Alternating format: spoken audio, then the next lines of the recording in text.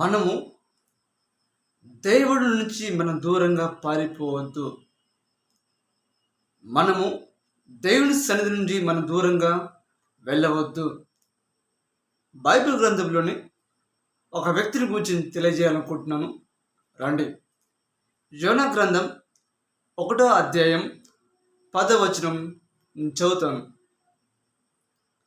తాను యెహోవా సన్నిధి నుండి పారిపోచున్నట్లు అతడు ఆ మనుషులకు తెలియజేసి ఉండెను కనుక వారు సంగతి తెలుసుకొని మరింత భయము పడి నువ్వు చేసిన పని ఏమని అతని అడిగిరి. యోనా దేవుడు ఏర్పరచుకున్నాడు. దేవుడు తన సేవకుడిగా, తన సువార్థికుడిగా, ప్రవక్తగా ఏర్పరచుకున్నాడు. దేవుని సువార్త చెప్పకుండా దేవుని సన్నిధిని విడిచి దూరంగా పారిపోతున్నాడు. స్పష్టంగా అర్థమవుతుంది. మరొక్కసారి తాను యెహోవా సన్నిధి అనగా దేవుని యొక్క కాపుదల, దేవుని యొక్క రక్షణ, దేవుని యొక్క ప్రేమను దూరంగా పారిపోతున్నాడు. దేవుని కాదని మనము ఎంత దూరం పరిగెత్తగలము? మనము దేవునికి ఎంత దూరంగా జీవించగలము? దేవునికి దూరంగా మనం బ్రతకడం దేవుని తగున? దేవుడు నీతో ఈరోజు ఈ వాక్యంతో మాట్లాడుతున్న ఏమనంటే, యోనా వలె మనం దూరంగా పారిపోవద్దు. యోనా వలె దూరంగా మనం దేవునికి నివాసం చేయకూడదు. అలా దేవునికి దూరంగా నివాసం చేసినట్టయితే మనం దేవుని ఎద్దు కాంచి కోల్పోయి చాలా ఉన్నాయి. మొదటిగా దేవుని యొక్క సన్నిధిని కోల్పోతే, దేవునికి దూరంగా మనం జీవించినట్టయితే మనం పాపానికి పడిపోతాం. మొదటిగా పాపానికి పడిపోతాం.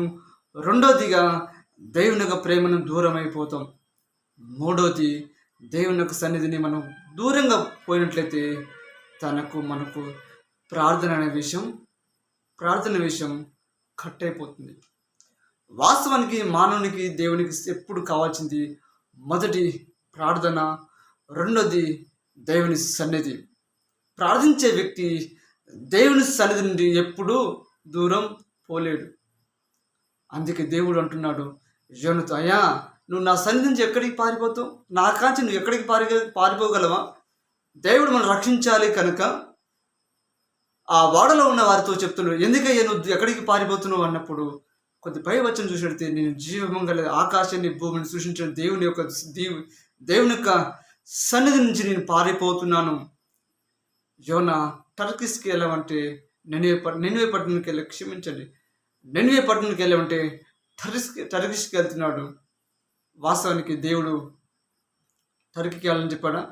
అయితే నెనివే పట్టణానికి వెళ్ళామని చెప్పాడు. ఎందుకంటే అక్కడ దేవుని సువార్త లేదు, పూర్తిగా నాశనం అయిపోతుంది. కనుక నువ్వు నా సన్నిధి నుండి నువ్వు టర్కీకి వెళ్ళకుండా నువ్వు నెనివే పట్టణంకి వెళ్ళామంటే నెనివే పట్టణంకి వెళ్ళకుండా టర్కీ దేశానికి వెళ్తున్నాడు. దేవుడు చెప్పాడా పొమ్మని? ఈరోజు చాలామంది సువార్థికులు దేవుడు ఇదే చెప్తుండు, నేను వెళ్ళవలసిన ప్రాంతానికి వెళ్ళు అని చెప్పినప్పుడు మనం వెళ్తున్నామా? దేవునికి దూరంగా జీవించేవారు దేవుని మాట వింటారంటావా? దేవునికి దూరంగా జీవించొద్దు. దేవుని దగ్గరగా జీవించి తన మాటకు లోబడాలి. తన మాటకు వెదేడే జీవించాలి. తన మాటకు లోబడి జీవించాలి. తన మాటకు మనము భక్తిగా, భయంగా జీవించాలి. అందుకే యోనా దేవునికి దూరంగా పారిపోతున్నాడు.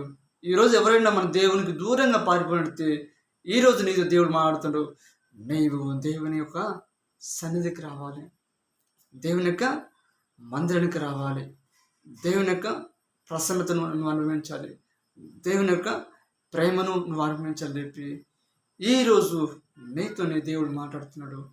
దూరంగా పారిపోయినట్టయితే నీకున్న సమస్య తీరుతుందా? నీకున్న బాధ తీరుతుందా?